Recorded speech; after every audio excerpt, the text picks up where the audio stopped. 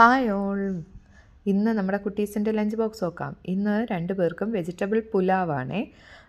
അപ്പോൾ ഇത് കല്യാണ വീടുകളിലൊക്കെ കിട്ടത്തില്ലേ, അതേപോലത്തെ കാറ്ററിംഗ് സ്റ്റൈൽ പുലാവാണ്.